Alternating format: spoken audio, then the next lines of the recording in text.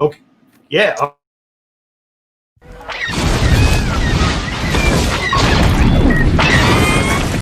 Hey, it's always an adventure when I try to go live by myself without Brian helping out. I don't know what that nonsense was, but I think I hit it twice the same. Today, we're going to try and make it short as possible. We promise it won't be 3 hours. We're going to try and make it 30 minutes, 45 minutes. We might just end the whole thing. We're going to give you the review. I know there's been a lot of reviews out there. We like to laugh. I haven't watched anybody else's reviews. Obviously, I've heard some things back because people always have questions about what's going on. To be honest, we're in our personal lives, we're kind of busy. And a couple of us, 3 out of the 4 of us, showed up on Modern Playbook last night for 4 hours. So watch that train wrecking happening. It's funny. I love it. I won't do it all the time, but it's definitely good. Hey, let's introduce everybody. We got my co-pilot, Solowookie. Solo, say hi. Hey, everybody. What's happening? As usual, Leaky Trooper, lobricks finest. Leaky, say what's up. Hey, what's up, guys? And from the comic book woman show, Jen. Jen, how's it going? Good. So we're going to review Mandalorian in the first episode. We're actually going to have a ranking system. We're going to explain it at the end. We do want to get into some stuff, so we're just going to get into it, show some scenes that I think we love, and a couple things that were going on that may have been some of it's a little trivial, but maybe some Easter egg stuff like that. And I think if you watch our stuff, it wasn't. We'll go real quickly. What you thought about the episode just briefly, and was it a surprise? Solo, what do you think? I don't know. There was a lot of good, and some of it, I really enjoyed it. I think I almost went too in depth on it. Like I watched it twice, and I really was. Part of and it wasn't anything with the show, but it was me, because I wanted to pick apart every little piece and look at every little detail and look at every little background shot. So I think for my own self, I went overboard in taking away from my own enjoyment. But the show itself was solid, just solid. Jen, what'd you think? Same. There's also so many Easter eggs that it was kind of almost overwhelming, because you're like, oh my God, that's something. Mm-hmm. But I really, really enjoyed it. Yeah. Leaky, what do you got? Well, I mean, you guys know me. I don't know if the whole audience does, but I love Westerns. I love Tatooine. I love the whole hero's journey and the trope. And I got to be honest, Timothy Olyphant from Deadwood, from Justified, one of my favorite actors. So, I mean, this one couldn't have been any better for me. And I'm almost like Solowookie. I'm kind of the opposite.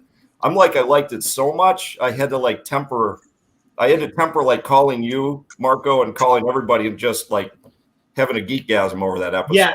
So I obviously had put in a main chat, like no spoilers, and then individually went to every person that watched it and dropped like 20 pictures, and then was like, we can discuss this.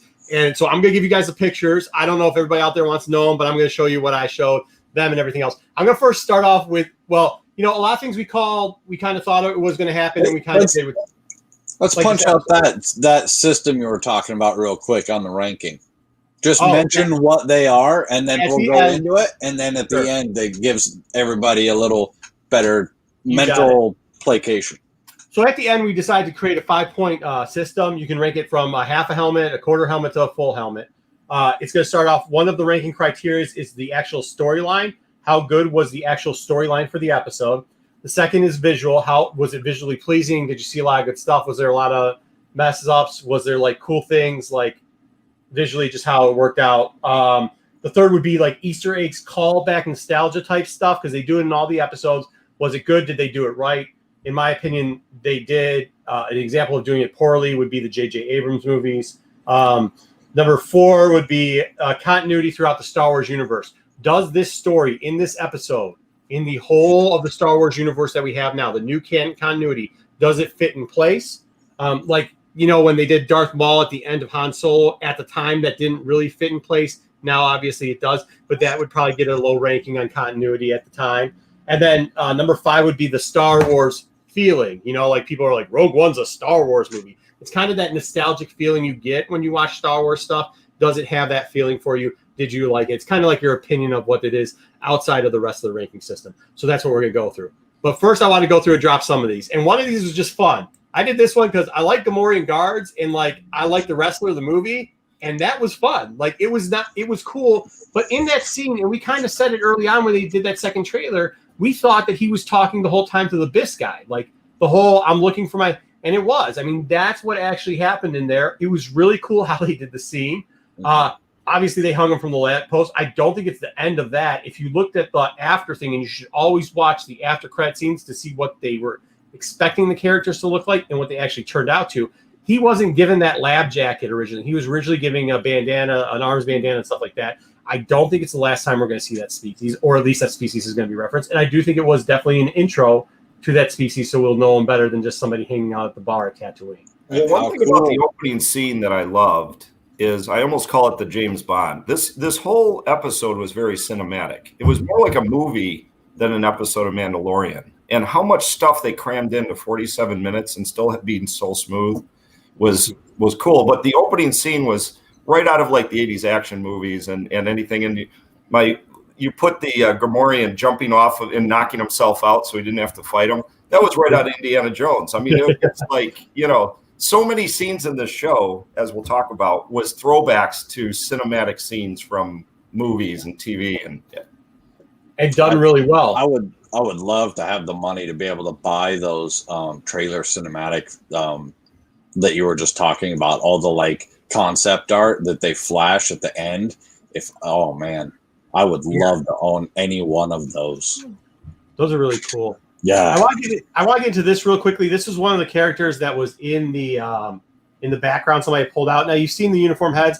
A lot of times, I know we've always linked bounty hunters to everything, and everybody's thinking like Embo or something like this. This actually has to do with something a little bit deeper than that. Zivo, I think is how you pronounce it. Zuvio. He was like this constable / lawman on Jakku, kind of for a little bit. But he has a lot of linking. He was in this Aliens book that they released. By the way, characters we've talked about before that we say they might hint at were also in this book, just so you know. And the funny part about this is he has a droid go south, and they mentioned the droid Grata, which, by the way, with the Biss, they mentioned the droid Grata too, which is a very interesting thing. We'll do an episode on the droid Grata because I think that's something that people need to know. It was hinted at in Han Solo, and then they kind of brought it back in a couple different places. But I think we'll hint and talk about what that actually is. It's pretty much a gang of droids that ended up like fighting. But either way, but I think my first question of the episode: where was the opening scene from? What planet was that on? I know there was a lot of bounty hunters there. It was like an underworld place. Do you guys know where that was? I don't, and I didn't look it up. I do think that it would be really cool as if, like in the comic books where they put in the corner, that was one little critique. They should put in the corner, like, even if they do the date and the time or some time or something and do whatever planet it was, I think it would add up. I mean, some of them obviously knew they were going to Tatooine when they said Tatooine, right? Which obviously I think everybody who watched this knew they were going to Tatooine because like it wasn't a big. Well, by timeline, and remind me again, this is kind of after Rebels, is it not?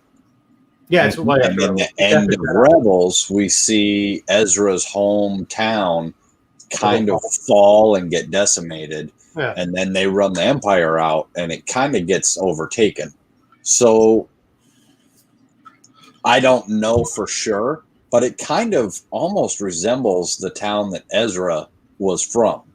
Yeah, and then if bandits and everybody came in after the Empire took off, it would kind of be a little.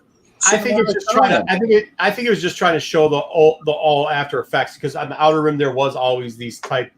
They were always moving back and forth every single time, and they kind of got into that later on, and we'll talk about it.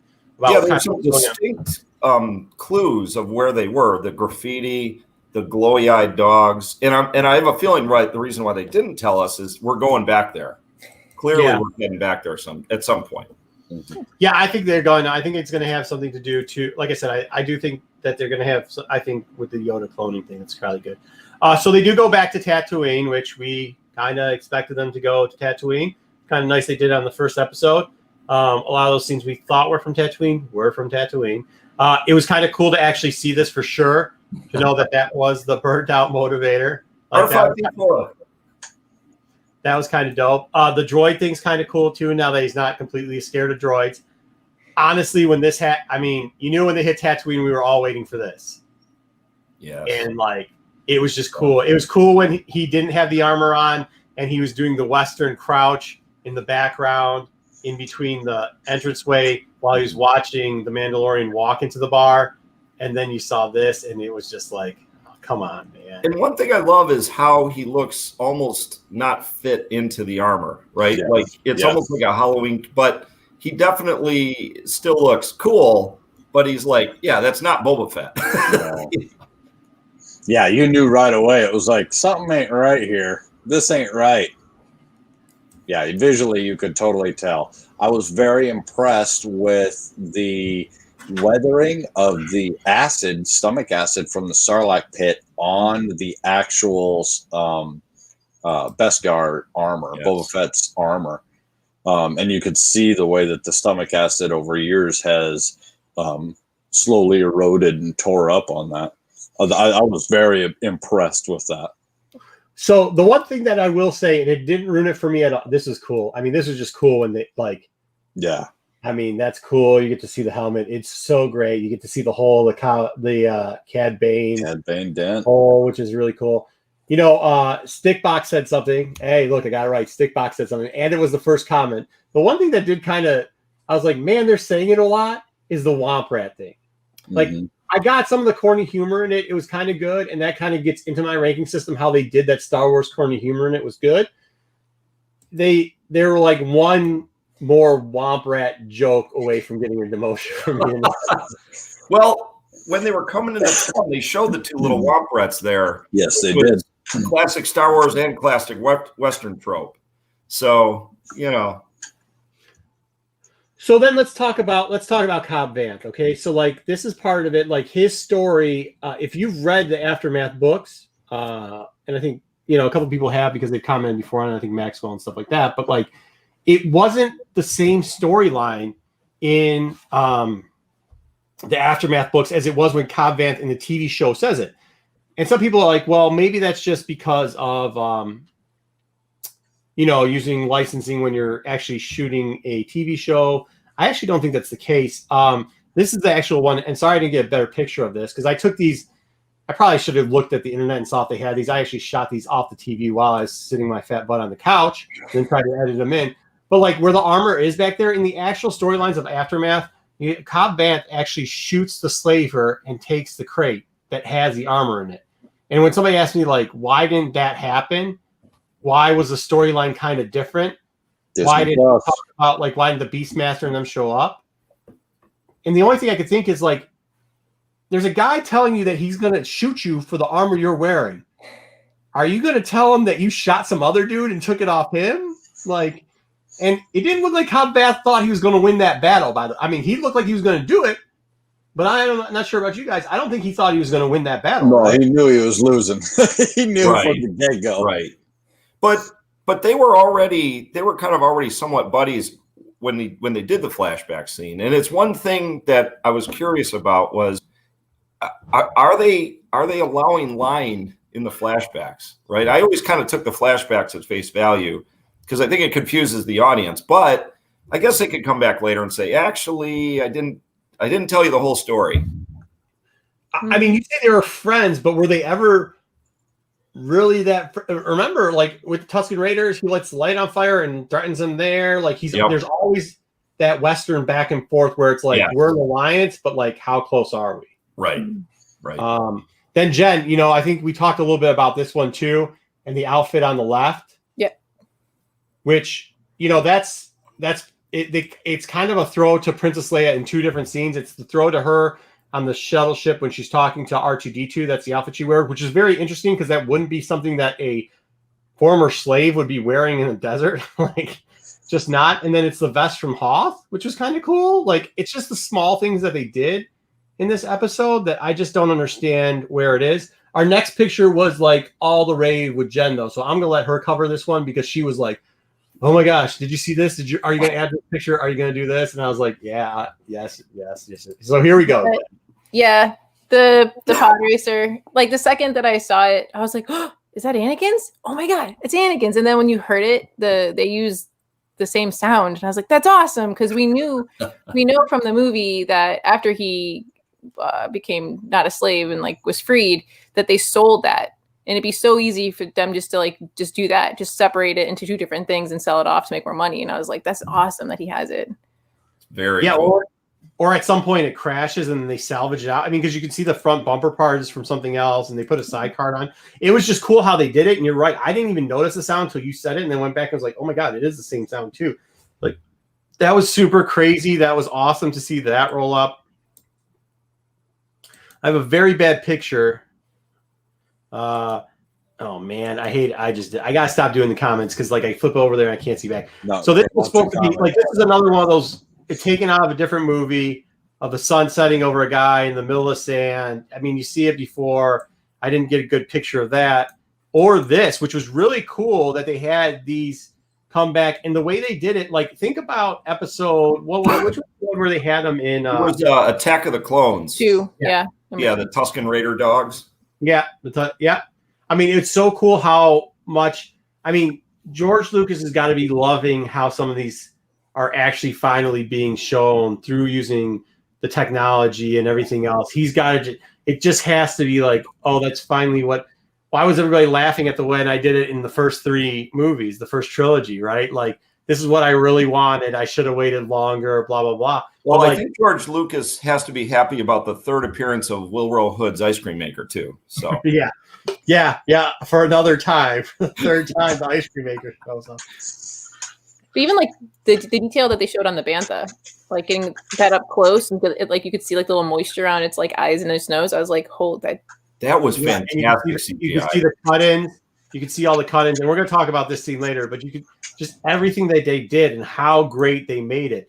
And Jim, I love when they were brushing the bantha's teeth too. Yeah, yeah, that was cool. Yeah, I was going to say, who knew that pick on the end of the gaffy stick was actually for cleaning bantha teeth? I always thought it was like a self-defense part of it. I loved it. I was like, that's ingenious. Like, it's a giant dental pick for bantha. It's not a protection weapon anymore. It's a dental hygienist in the desert. Did you notice in general how they re-portrayed Tusken Raiders and Jawas in this episode? That's what I was going to say. Helped the picture of the sandcrawler. They saved him. They didn't know if he had anything, right? Yeah. The Jawas were kind of cool, and the Tusken Raiders were kind of cool. And then they started making. So they started doing more of that. The Spartan slash then the medieval Arthur coming and stuff. They started even moving some of their. They have the tridents that have the tips that look like the tips from the cloners when the cloning dart that came out of the thing. Like, but just how they shot these scenes, they started turning them into epic instead of just like raidering as savages, which originally was how they portrayed them. They started to trade them into like noble type people because you kind of look like it. Like this is definitely taking off of like, the medieval times where they would come in and just be the saviors, but also raiding country. Like you don't look as the Roman Empire. Not everybody looks at them as raiders, but that's kind of what they were. You look at them as conquering heroes because they wrote the history book, right? And this is where I have a question for Solowookie. When he had said he was thinking about it too deep, I had a take me out of this episode moment when Mando first started talking in their language and doing their sign language. And Cobb Vanth was kind of surprised by this. And I was like, does Mando know everything? Right? It's like he clearly spent time with these people. But that was a little bit like, wait a minute, Mando. Well, there's that tie-in with a possible tie-in. Whether or not they'll do it, I don't know. Al-Rashad is a perfect tie-in right here and leads right into an Obi-Wan story, which very much could go back and explain the Rashad and Al-Rashad and the Tusken Raider, who was a former Jedi Knight. And we did an explanation on that in one of our earlier podcasts. Please go back and watch it. And that Outlander series right there is awesome. Please go read that, buy those books. They're incredible. They are just good read and good backstory. Dark Horse series. And that's one of the things I think that they will possibly be tying into with Mando and the Obi-Wan series coming. And I think that group that we saw could very well be the Al Rashad's group, who becomes Darth Crate, yes. And So when I he think- turns evil. So I think that this was kind of a precursor to, hey, we're going to serve this up on a platter. This is kind of a tie-in moment for all of this. And here you go. So We're I gonna think give you a little bit. I think we talked about in the past too, especially in the last trailer thing, like you have to introduce some of these characters. So if you lighten up the Tusken Raiders to show that there's humanity and people can communicate, because we know that he could do the sign language in the first one, right? The first season they show him talking to him, but it's like silent. Then he can actually formulate the voices, which we know Obi-Wan could also formulate the voices because he did it in the movie thing. So like we know this can happen. Well, he actually was making the sound something. That's neither here nor there. He was making a great dragon sound. He was making a great dragon sound. We don't have the time for it, but yeah, at least he knows what they fear. So there has to be a link somehow there with him. But if you can introduce these people and not just make them as raiders the whole time, then you can introduce that story that Solowookie's talking about, and you do kind of make them a little bit more human. I do like this. This was really cool because I was like, hey, you saw the Godzilla thing, huh? Like, so cool. I actually appreciate the fact that they didn't actually, because they said how big the Krayt Dragon was, they didn't actually have the full body of the Krayt Dragon ever appear out of it, because you got to remember it has feet and it has a tail, and realistically, you didn't see much of it come out. I have to throw a lobricks plug in here. I was so happy when they showed the little skeleton when they were formulating their plan. Check the link below. You guys see what Lobricks did. Check the link below. It's pretty funny. It definitely is funny. He covers some stuff and he uses the Lego minis to do it, so it's kind of cool. Check that out. It's short. You can get it right after this.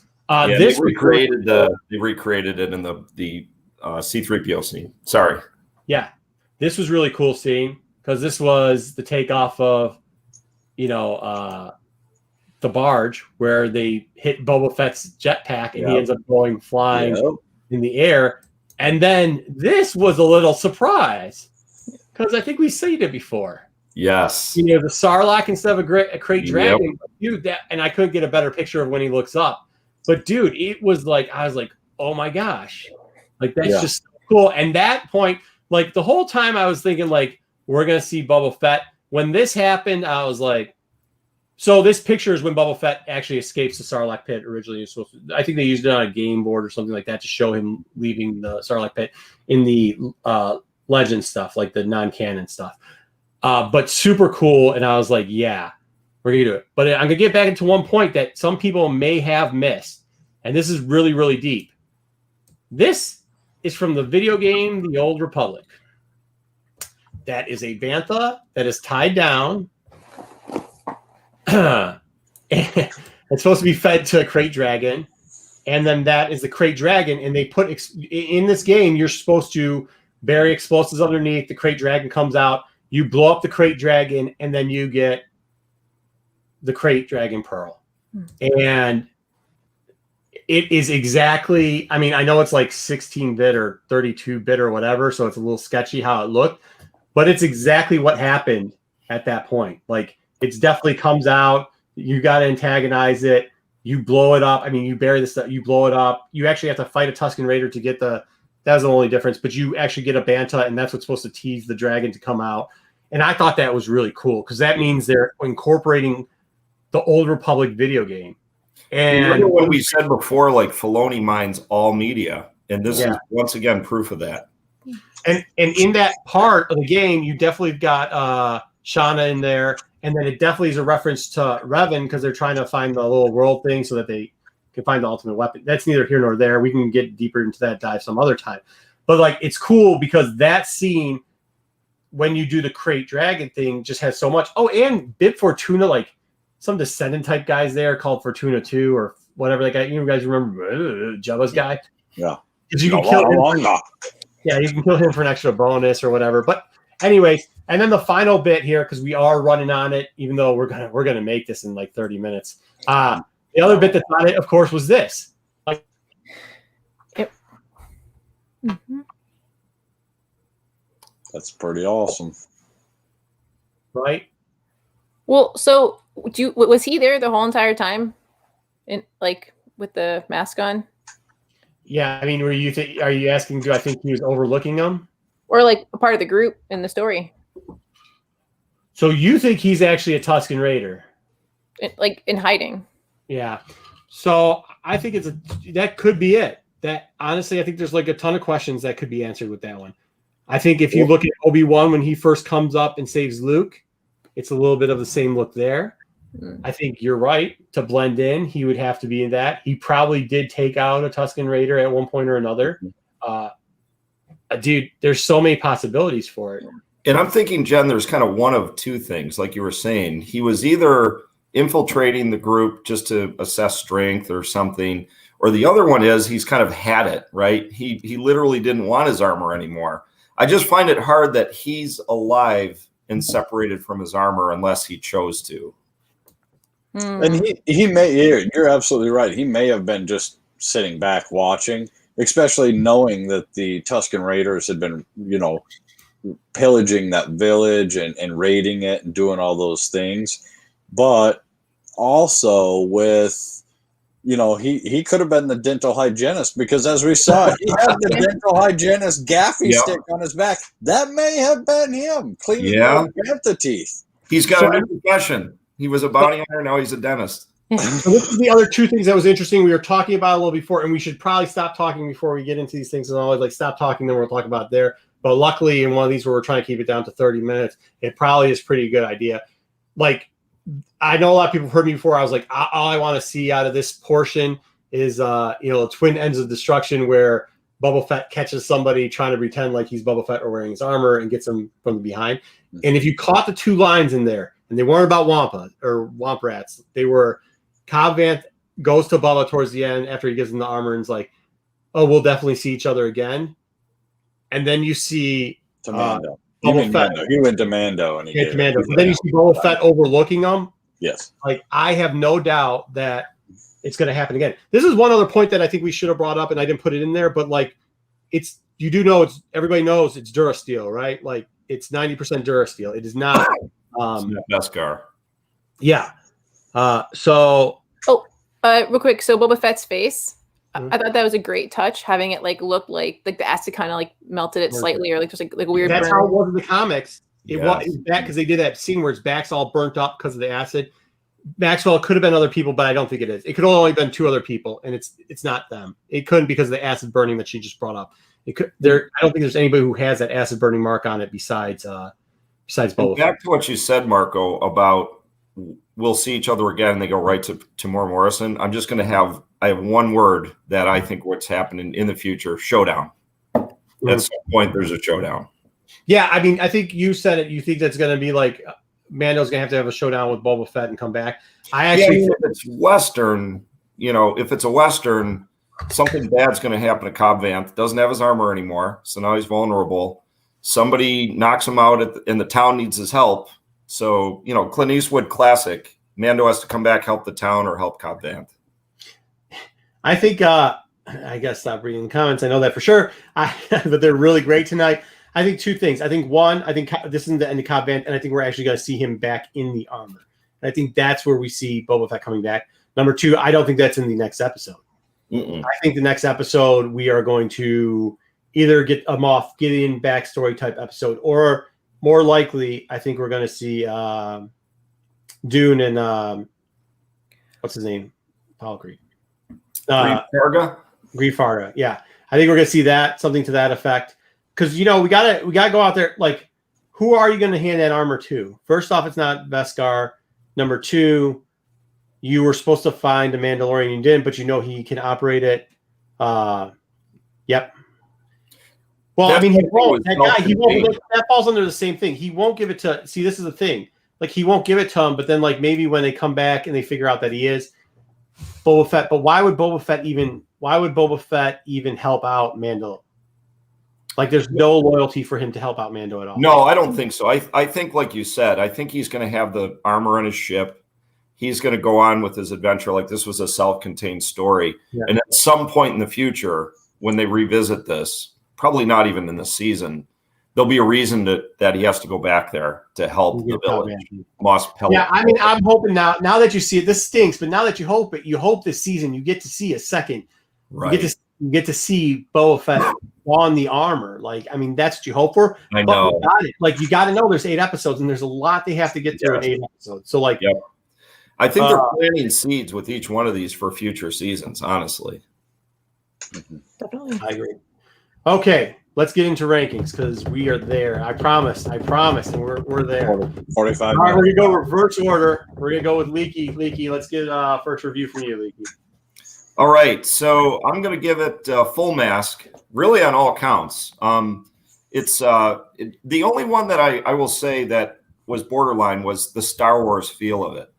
This had a very Western feel. It had Star Wars elements to it, but this was classic Western. And one other cinematic shout out I have to say is Tremors, the movie Tremors with Tremors. I forgot to bring that up. Like it's a Kevin Bacon movie. Like, Kevin Bacon. One of the greatest text ever was like, "Did you see Kevin Bacon in this?" I think he's like 6 degrees separated. She said something to that effect, and I just started rolling. Timothy the Oliphant, the right light. He has a little Kevin. He could have been the one wearing Boba Fett's arm at the beginning because he was so skinny. But yeah, that's my ranking. Give it a full mask on all counts except the Star Wars feel. I'll give it a half mask. So you got 4.5 helmets. There we go. All right. Jen, what do you got?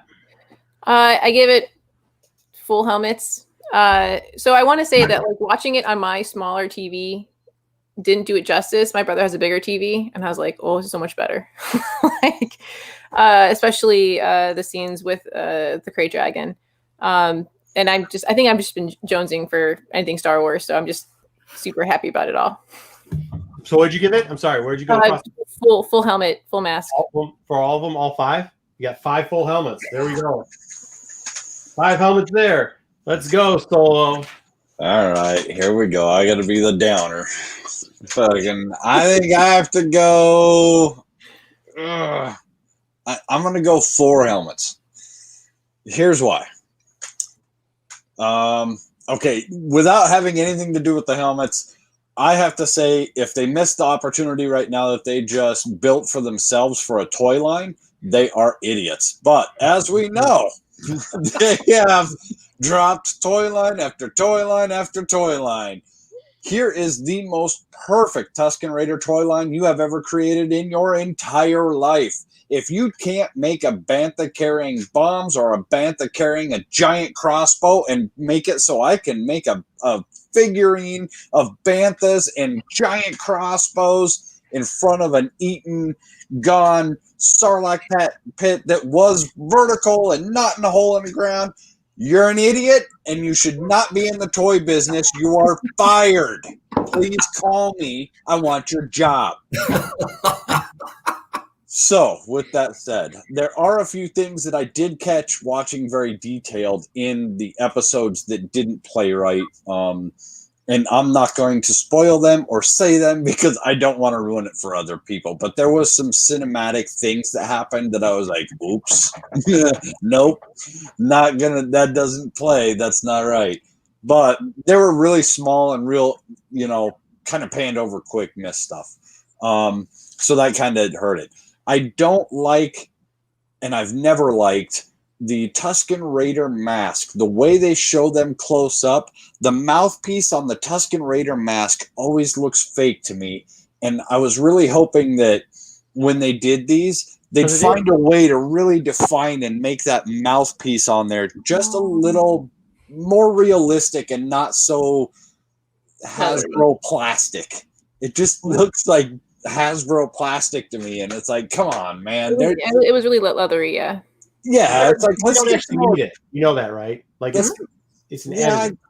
I know, but I mean, come on, they're Tusken Raiders. What is your ranking? Like sorry, I should have they go to a 3D printer at the cantina and hey, let's make a new, you know what I mean? Like, come on. Let me talk to the 501st guys, Wookie. Maybe we can do something about that. I just think they're a little, but I like the way that it played out. It really referenced, like we brought up, it referenced good, solid game material.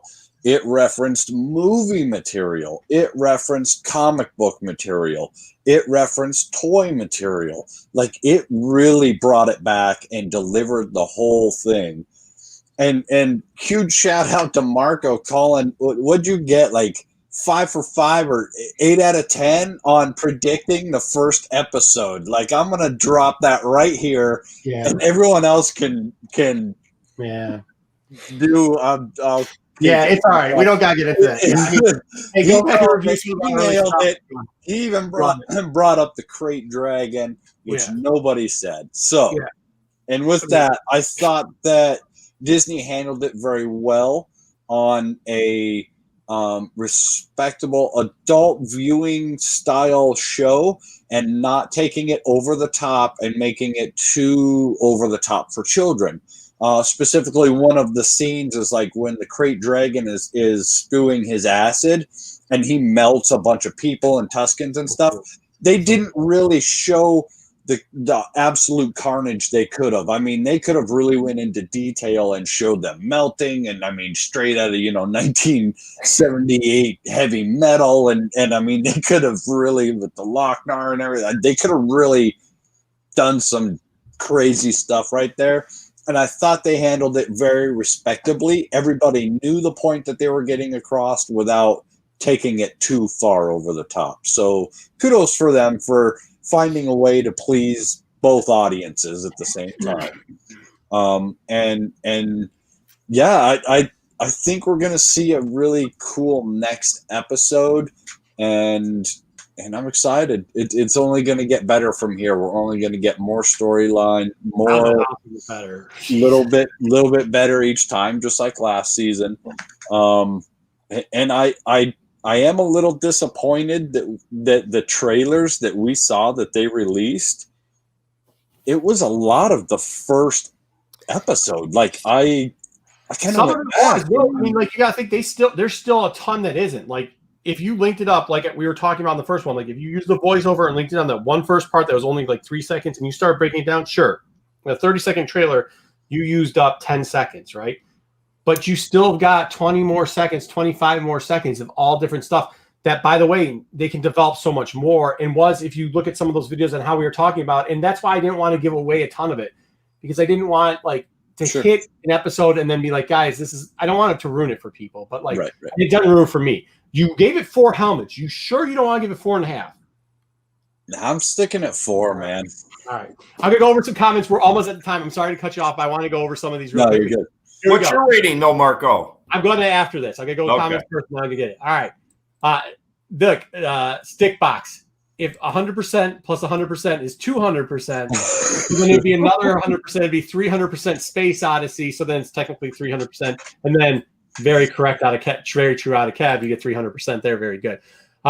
This would actually be cool. I don't think it's going to happen, but it would be kind of interesting if all of a sudden Mando gets an impression of what the Jedi are, and then Boa corrects him, because you got to remember Bubba was there with the head rolling on the ground, which would be super dope. I love the throwback where they did the blowing up of the Death Star. I thought that was cool because of how he explained it. That's what I think was like the point where they kind of explained that Cobb Vanth, the story of Cobb Vanth in the actual books, and where he actually tells the story to Boa, can be seen through. It's like from a certain point of view, right? It's always from a certain point of view, because even how the Death Star was seen there and what was going on was through a certain point of view. Friday, 3 a.m. Well, Thursday, technically night, 3 a.m. Friday morning, if you're Eastern Standard Time, 2 if you're Chicago or whatever that it was at Central. Then if you're on the West Coast, you suck, and you get it at midnight on Thursday. Friday morning. It sucks because I have to take a nap after I get like 3 hours of sleep, and then I have to figure out how to get sleep. And so when is our next episode? Oh, we're going to do something on Wednesday, of course. Our regular show is going to show Wednesday. It's probably going to be pre-recorded this week. We might do the foreign thing because we couldn't kick it out. We've had a busy week, boys and girls, with everything else. Real life. I see your helmet is full as mine. That's kind of cool comment. Great. What else do I have?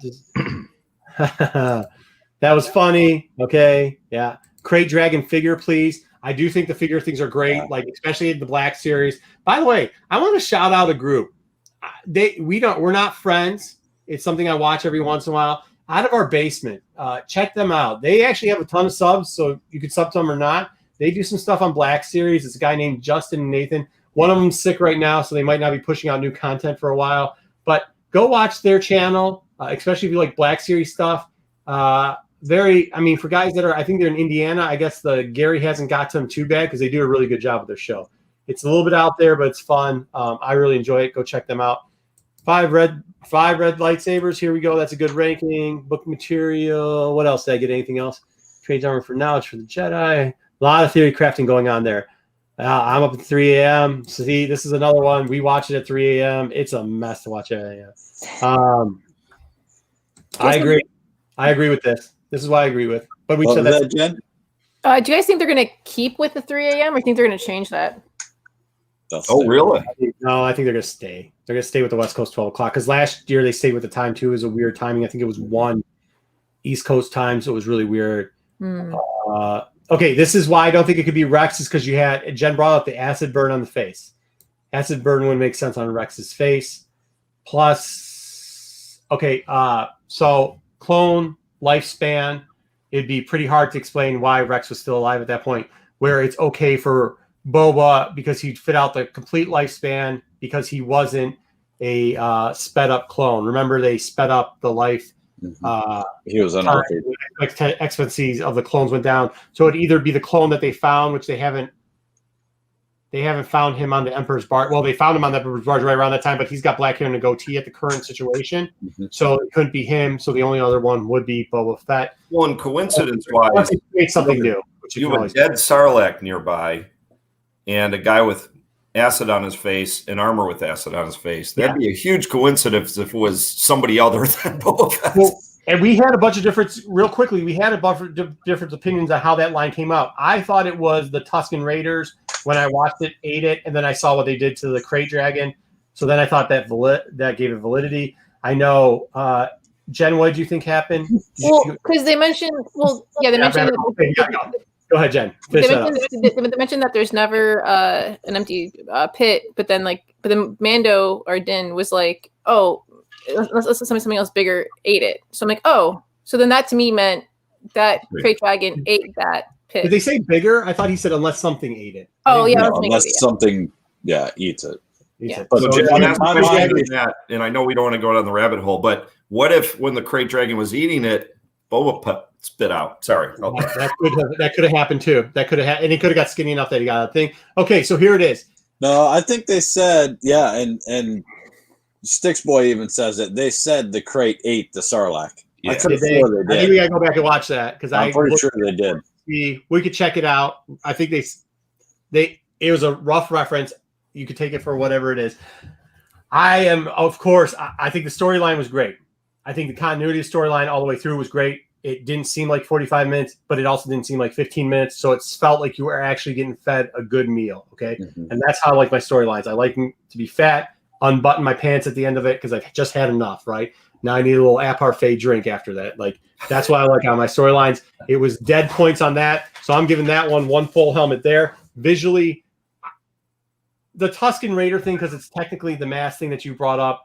Look, man, they're not even supposed to use. It's not a breathing apparatus. It's just supposed to make it look scary and keep the sand out. I don't have a problem with that. I thought with all the other stuff that they did, how they represented the Crate Dragon, how they did all those throwback scenes, how they added in all the small pieces, how the armor had the pitting, how Boba Fett had the pitting, how the helmet still had the perfect dent from Cad Bane. Everything was timelined around it was supposed to be. The banthas looked so great. The Crate Dragon was a mess. Even the ass that came down that was supposed to be kind of silly and representing those old movies like the Godzillas and everything like that. Like, great. The Tremor situation was great. Like, it was all great. So I gave that one a full 1 too. So that's 2 Easter eggs and callbacks. That's how you do them. That is literally how you, except for the Womp Rats. It was right on the border. They almost lost a quarter of a helmet because of the Womp Rats. But besides that, the corny lines, how they were delivering corny lines from other movies, like, it was just so great, dude. It was so great. They did a great job on all that. So that's another. So they got 3. Continuity in Star Wars, it falls in the timeline with everything. It really does. It gives you the timeline where, like, somebody just asked about what clone it could be. It could pretty much only be 2 Boba Fett or somebody else. Can't be Rex. So you get the timeline there. There is no Darth Maul type, well, we got to fix this real quickly. So that's 4. And, dude, that was, if that's not Star Wars, I mean, then what is? I mean, that was Star Wars. So I gave it 5 for 5, man. That was a home run of an episode. I obviously thought that was going to be an episode. I thought a lot of stuff was going to happen in an episode like that, obviously, because I've obviously stated that months ago, and I still was like, cool, this is how you do it. Like, and that's one of the best parts. If you know what's going to happen, like, you know what's going to happen in Star Wars. Like, it's not really tricky because they use the same plot points all the time. You know what's going to happen, but like to show it on the screen to impress you, even when you know what's going to happen, that's when you're getting your 5 helmets. And I think it's one of the best. It's up there it competes with any of the other episodes they've done. I don't think they're going to be able. The problem is, I think after you get this high, it's going to be extremely hard week after week to come back. And you know they're going to do the time thing where they're not all 45 minutes, which I think is the perfect length for these shows and everything else. So like, hey guys, let's temper it down. Like, that was amazing. That was unbelievable. Like, that's how it's really hard to come out of a break and something that's hyped so hard and just go like, okay, it's 3 a.m. Now it's 4 a.m. I can lose an hour of sleep and only have 2 hours sleep for the next 24 hours. Watch it again, or I can do it. And of course, you know which one I chose to do, which was watch it again. Hey, Marco, I had a question for you about when you said the subtle use of Easter eggs. There's another subtle use of something that they're just masters at, is the subtle use of humor.